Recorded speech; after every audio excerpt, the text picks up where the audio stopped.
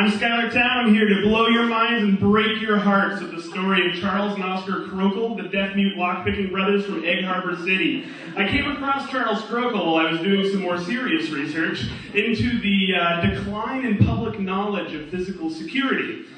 Between 1870 and 1900, there's this amazing rise in ignorance of how locks work and how we attack them. I came across a fantastic article about Charles Kroekels, and in it, what I was obsessed with was how it described him breaking into things.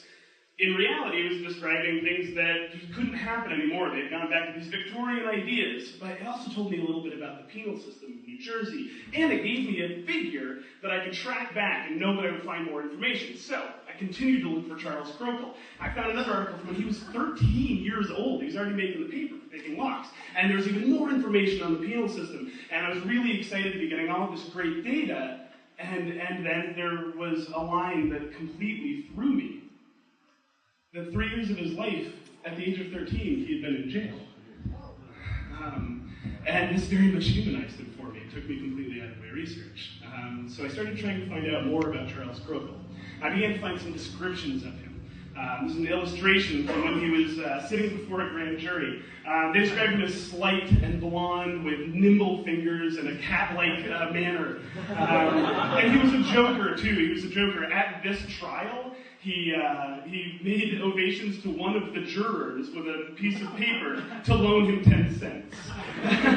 And this is when he was 13. He also had all sorts of fantastic pranks when he was in county prison. When he was in county prison, he wouldn't try to escape because he liked it there and he liked all the people. He used to put buckets of water over the partition between the male prisoners and the female prisoners, and when he heard one of the ladies walking by, he pushed the bucket of water over, which all the male prisoners thought was hilarious. Unfortunately, all of this mirth and pranking was in the midst of a really dire situation. At the age of 13, he was off to federal prison because he was escaping from everywhere else. And they just needed him in a cell and watched, otherwise he would get out of everywhere. He was assigned to hard labor. And they couldn't find any use for him because he was too small, so they finally just locked him in a cell by himself, not allowed to do anything.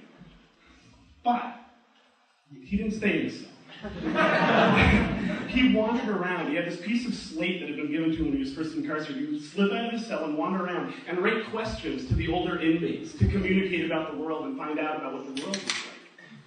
So, a couple of stats on him. By the age of 20, between 10 and 20, he had 100 charges of burglary, had appeared before 30 individual courts, had been incarcerated in every manner of incarceration in New Jersey and escaped dozens of times. He spent 3/4 of his adolescence behind jail. Enter Liz Party. She's a fantastic librarian out of the Boston area. I became obsessed with this, and it started interjecting itself into my talks about my main field of research. And she approached me after one of my talks and said, I want to know more about these boys. I was like, me too.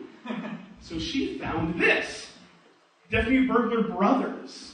He had a brother, Oscar Kroekels, who was also a lockpicker and a crook, and he would break into places and just like hang out there.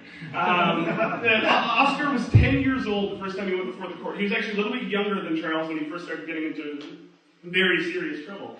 But both of them, throughout their history, throughout all of these articles I found, are described as these wonderful boys who would tell people where they found, where to find the things they stole. Oscar watched a movie where a burglar broke into the second floor of a building, and he immediately, in broad daylight, walked out of the movie theater and went and did it in the building across the street just to see if he could do it. And then just hung out and waited for the police. They wanted to explore. I've been trying to find artifacts of their lives, anything that I can get my hands on. I know a lot more about them than 5 minutes could contain, but I want to know even more than that. So, this is the only photo I have of Oscar Kroekels.